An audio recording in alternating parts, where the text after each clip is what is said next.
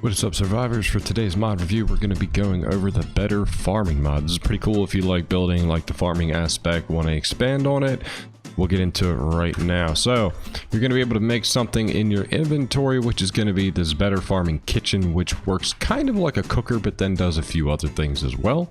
Let's search for the kitchen real quick. That's unlocked at level 25. You'll be able to make it. You'll need the cooking pot, some metal, some oil, some stone, and some wood. And then obviously here we go. Better farming cooking pot is also made at the same time. You just need metal bars to make it, and that's pretty much it.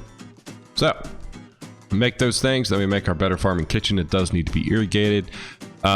They do have an interesting way upon making irrigation in here, and you can craft all the better farming stuff on here. So let's talk about the structures first, because that's kind of important.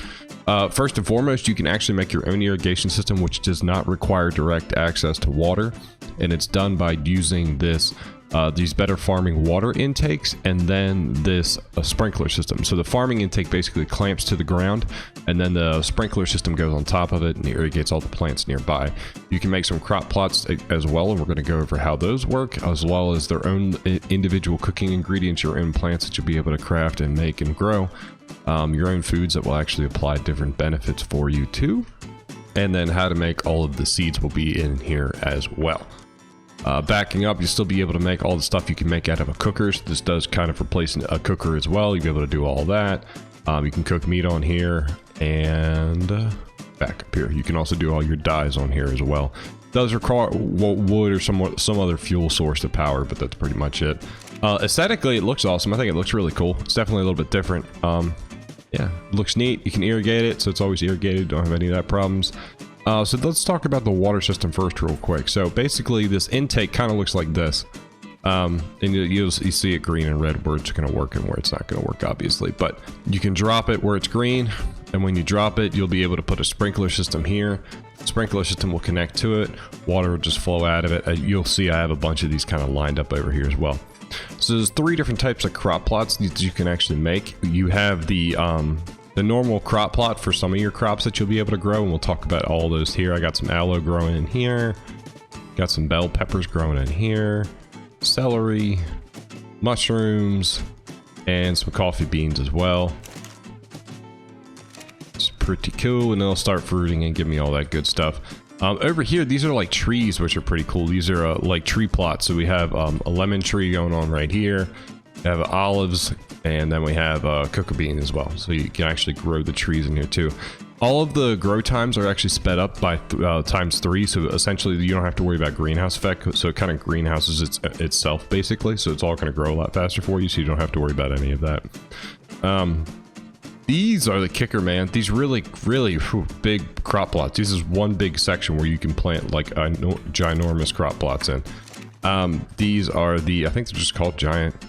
Oh yeah, farmland. So these all snap together too, by the way. All the different types do snap together. These crop plots snap together, the tree plots, and then these big crop plots snap together as well. And this is where you'll like put in like rows of stuff. Like we have like beets, and over here, I think this is rice. Yeah, rice. Carrots over here. Lettuce.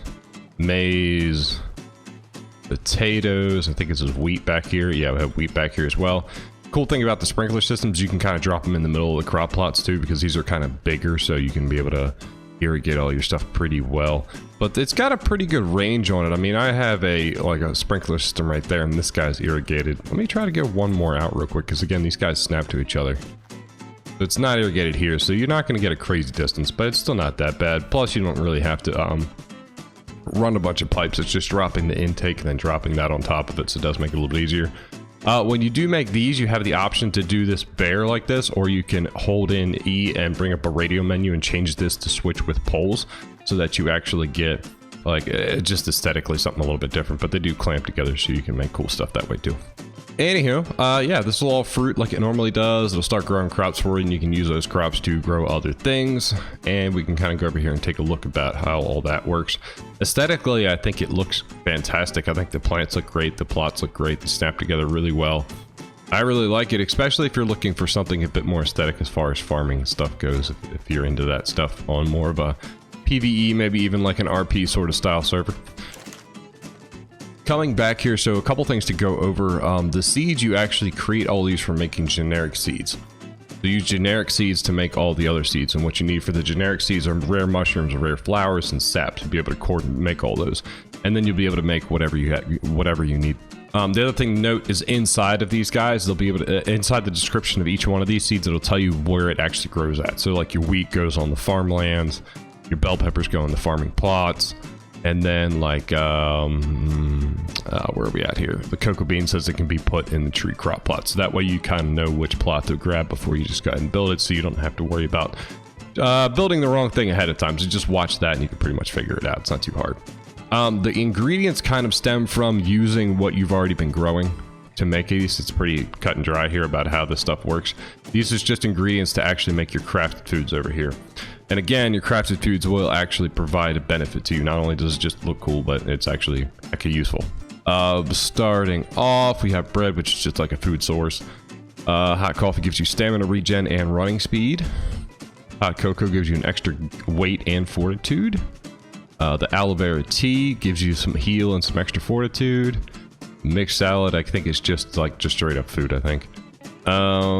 Celery soup increases your hyperthermal and stamina regen. Protection stew. Oh, protects you from radiation. So this works like the radiation, the mushroom stew, basically. So this work, yeah, I like that one. So immunity to radiation is pretty cool. This guy, capable of proteins. Oh, this is for your carnivores, actually. So it heals your dinos 20% of the health. So this is kind of like a veggie cake, but for carnivores instead of herbivores, which is pretty neat. Your survival meal just cribs you a crazy amount of hunger, and then it restores it over 10 minutes, so it's going to keep you pretty full for a pretty long time. This one's pretty cool too. Mutton has a tendency to expire a little bit quickly, so you can preserve it this way, so it has a longer spoil time on it. And then the potato bread thing, again, is just kind of like just a food source. That's pretty much it. It's not too terribly complicated for any of that stuff.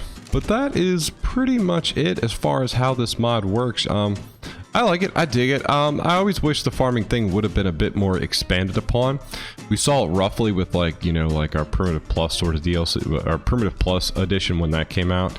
But alas, that kind of fell by the wayside, it feels like. But I don't know, having something like a more primitive style server, I can see this working real well with like a CKF or something like that, where you can kind of really combine it and make like a town and actually have farmland out there. Cool concept. I dig it. And then again, if you're playing on like a PvE or RP sort of thing, you can be able to do that pretty... You can do just cool stuff, maybe like a giant farmland or even just like an in-house. But the no need for the greenhouse is kind of nice too. You don't have to worry about doing like a greenhouse structure to make these work. You could put it in there if you wanted to make it look cool, if you thought it looked better that way. But you don't actually need it. The sprinkler systems make this a heck of a lot easier, because if you do build a big farm currently, you have to run irrigation all over the place.